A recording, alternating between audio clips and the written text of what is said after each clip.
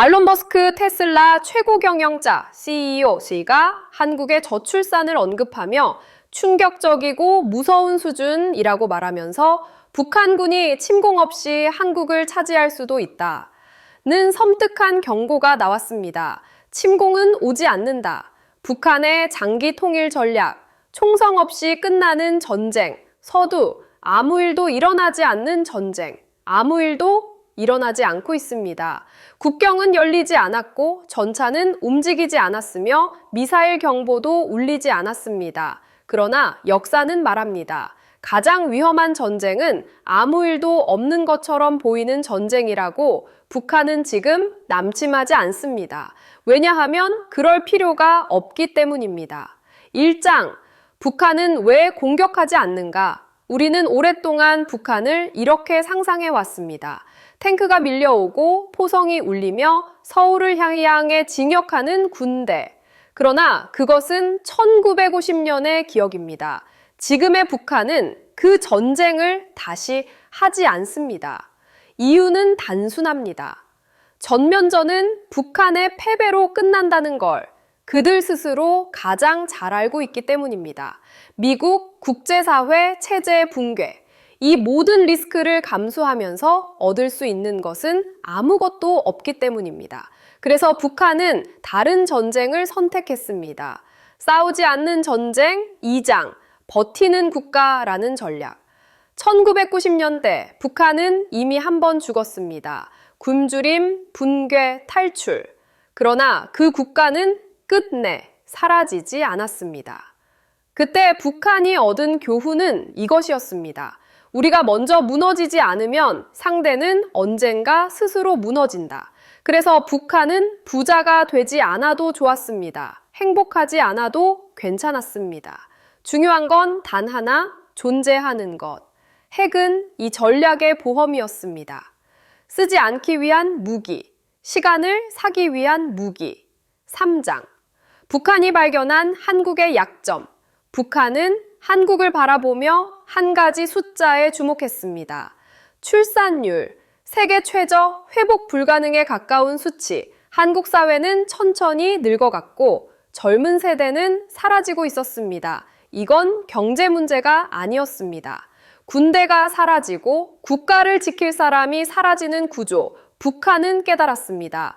이 전쟁은 우리가 시작할 필요가 없다. 시간이 대신 싸워줄 것이기 때문입니다.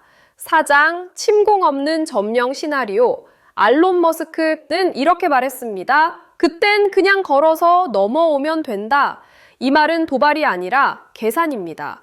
북한의 시나리오는 이렇습니다. 공격하지 않는다. 도발을 최소화한다. 핵으로만 억제한다. 그 사이 한국 내부에서는 다른 일이 벌어집니다. 노인은 늘어나고 청년은 줄어들며 사회는 분열됩니다. 지킬 의지, 싸울 합의 모두 사라집니다. 5장, 핵은 쏘기 위해 존재하지 않는다. 북한의 핵은 서울을 불태우기 위해 존재하지 않습니다.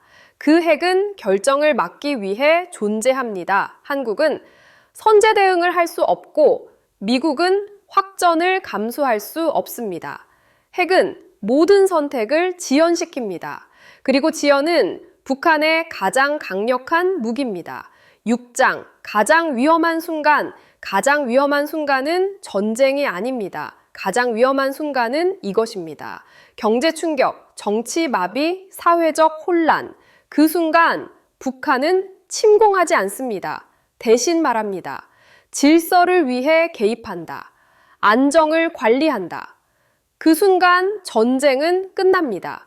싸우지 않았기 때문에 패배도 인식되지 않습니다. 7장, 연방과 연합이라는 이름, 북한의 최종 목표는 흡수가 아닙니다. 그들이 원하는 것은 주도권입니다. 연방, 연합, 공동관리. 한국 사회 내부에서 전쟁은 안 된다. 현실적 선택이 필요하다는 목소리가 커질수록 북한의 전략은 완성에 가까워집니다. 마무리. 이미 시작된 전쟁. 이 전쟁에는 개전일이 없습니다. 교과서에도 적히지 않을 것입니다. 그러나 역사는 이렇게 기록할지도 모릅니다. 그들은 싸우지 않았다. 그래서 졌다. 북한은 기다립니다. 시간은 흐릅니다. 한국은 늙어갑니다. 그리고 아무 일도 일어나지 않는 것처럼 보이는 이 순간이 가장 위험합니다. 마지막 경고, 전쟁은 이미 시작되었을지도 모릅니다. 단지 우리가 그 소리를 듣지 못하고 있을 뿐입니다. 우리가 감사합니다. 느낌이 진하게 오셨다면 진하게 구독을 진하게 눌러주십시오. 우리에게 젊음 세대, 다음 세대,